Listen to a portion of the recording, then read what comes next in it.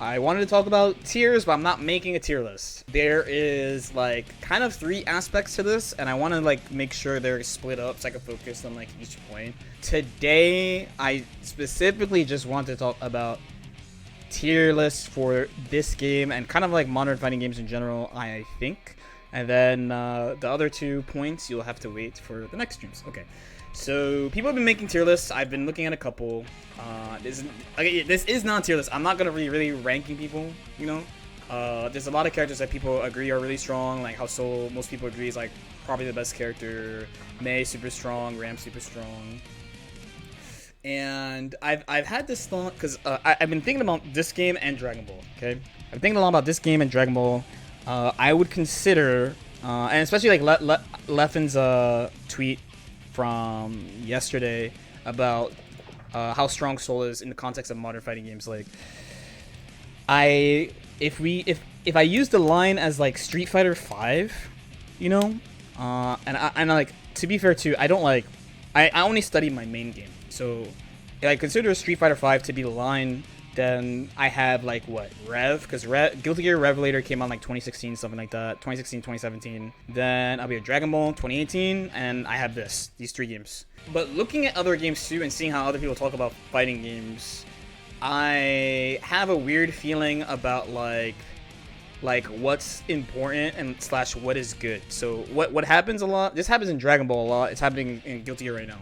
So like there are a lot of people who are like Chip's kind of coming up right now, but characters like, say, Milia is probably like the best example of this because people's opinion on her is really polarizing. But a lot of the talk that people say, like what is good about a character, they are mostly looking at like what is easy and what's strong, right? So Soul is like, you know, he's about as basic as it gets. Like he's got good buttons, you frame trap them, he's got plus stuff.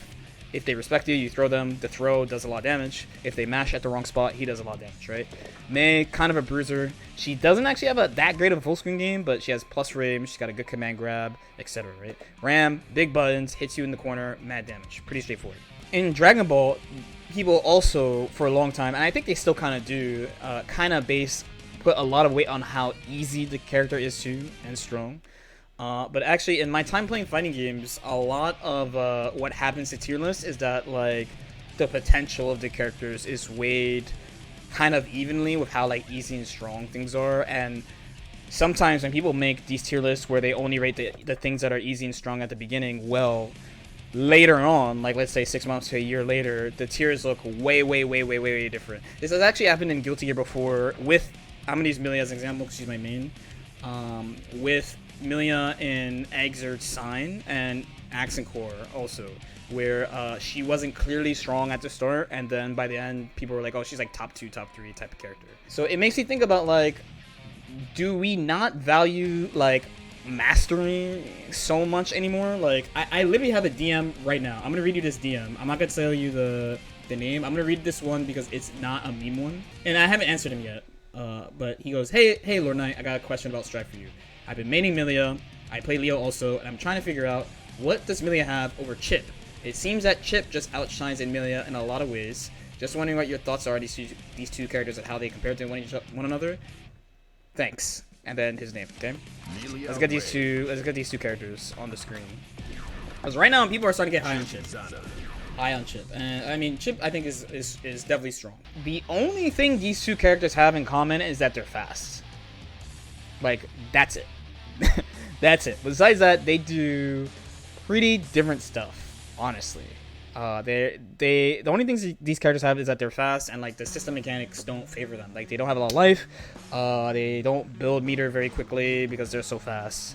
Now, the thing about Chip is that Chip's design, his base design, is that he is literally supposed to be a broken character, and his weakness is that he fucking explodes if you hit him. So actually, compared to previous versions of the game, he's quite a bit toned down. So for example, his far slash is just way longer total duration.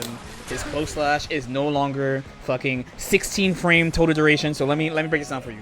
4 frame startup, 2 active frames. The remaining like 10 frames is recovery. It's +2 on block. You can't, by the time you see him do this, he's already doing it to you again, and it's plus. And he could just go like boop, boop. You know, he can do it over and over and over, right? Great mix. He has teleports. He has all this crazy stuff. His jump D is like impossible to anti-air. All his buttons are so fast. Like, he has a bunch of crazy stuff. Gamma Blade is way better. Like, everything's way better. So his literal only weakness is that you hit him, you melt his life bar. That's literally how you're supposed to beat him. It's like, you have to hit him and do as much damage as you can on the cash out. Now, Milia is also a fast character, but she, I mean, outside of the obvious, like, let's go Chip. I saw the obvious, like, you know, she knocks you down and does this type of game. She actually is a character about applying your special property, because a lot of her things are like, her matchups basically in my head are like this, right? If she beats your character's buttons, you probably lose really bad. Like, if she beats your character's buttons, that means not only is she faster than you, and if she knocks you down, she kills you, but then you can't press buttons against her and she's way faster than you, that's fucked. In the case that the opponent's character beats her moves, we have to think about, okay, so what do we do about this? Do we move out the way because she's so fucking fast? Do we use a move with a special property to get around it? And in previous versions, she had a ton of shit with special properties, like her fucking sweep, the roll. She had a pin to discourage people from doing stuff. It's like, you know, it's an air projectile. That's like a Akuma angle, and it, you know, it's a projectile, so it just fucks everything. She had a lot of stuff she could do to get around stuff. Now, she doesn't have pin in this game, but she has a bunch of other shit in this game to make up for it. So she got things like Capel to move around in ways that other characters can't. She's still really ridiculously fast on the ground. This has upper body invincible, right? This is off the ground, right? So you can be throws, you can be mashing with it. This is a godlike anti-air. So she has a lot of stuff, but the issue is application. So I'm not gonna say it's early anymore. I think at this point we're at, you know, it's we're like almost a month in.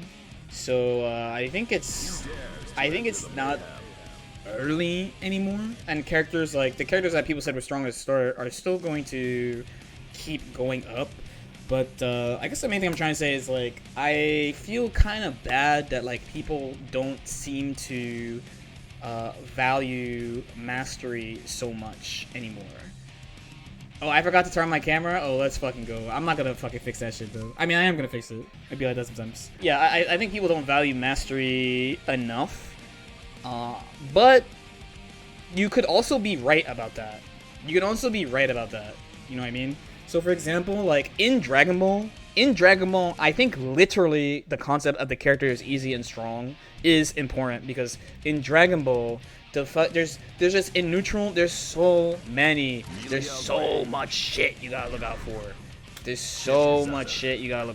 Let's use a simpler character in neutral to try to show this, right? Like, we could do like a breakdown of like options. Let's use Nago, because he's cool.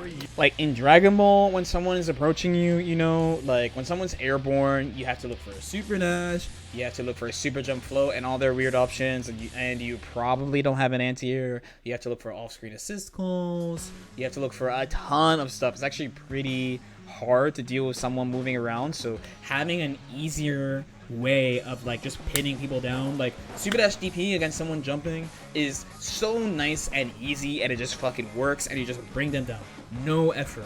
And the thing is, I learned near the end, it has to be no effort. Like, there's just too much shit to look for all the time. You can't always be right like that, you know what I'm saying? Where like in a game like GG, so there's more options and less options at the same time, because there's not as much mobility options as Dragon Ball, but the ground game is stronger. Like, the game likes it when you play on the ground. Even classic Guilty Gear, for you haters out there who say this is not a real Guilty Gear game, even classic Guilty Gear is decided by footsies, neutral. Sometimes ground game is really important in GG, right? So, like, I'm playing a character against, like, Nagoto-Yuki, right? He's not very mobile, so I know at some ranges, he's not likely going to press buttons when his blood meter is empty the way it is. He might do something like his Gamma Blade, or he might do a step forward, or he might do, what's the input? He might do this, you know? He might do something to lunge at me at these ranges, where if my back's to the wall, he doesn't have to do these things. Now he could use his very big buttons like this, bar slash, etc., right? I could judge the range. Where my opponent's at and make choices based off them in like a really good way. So even though I don't have something that's necessarily easy, maybe I don't have an easy way of getting to him, the fact that I can like break down these situations like that makes it so that it's kind of okay. One thing is like, just because it's hard doesn't mean it's not good. You know what I mean? Just because the thing is hard doesn't mean it's not good. And the other important thing in this game is that the character's goal is the most important thing. So even if like, let's say Milia had a really hard time getting in on Nago. She doesn't, by the way. But let's say she had that, right? Once I knock him down, he's just another guy. Like, he has no DP, he can't jump out. I get to just mix him until he dies, or until he gets a burst, or until he manages to block somehow. You know what I'm saying? So again, that's kind of the point I want to make, is it's like, for this game, I don't know what it is yet. I don't know if the easy strong thing's going to come out on top, because that thing's also kind of important for tournaments too, but that's like another talk. Or is it going to be more of a case where like, you know, like, I mean, Soul, I think we can all agree, like, that's basically the best character in the game. Whether or not more people start rating characters like Milia higher because they start seeing how people are applying her tools as she gets better, and as other characters get better, like Zato would be another one, Giovanna would be another one, because she's a kind of polarizing character as well, right?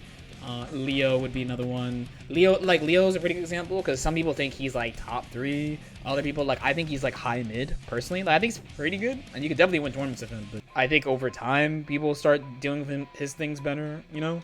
I think Faust can go up to mid. I don't think he's like low tier or whatever. Things like that. Any questions? Any questions? This has been on my mind like a lot.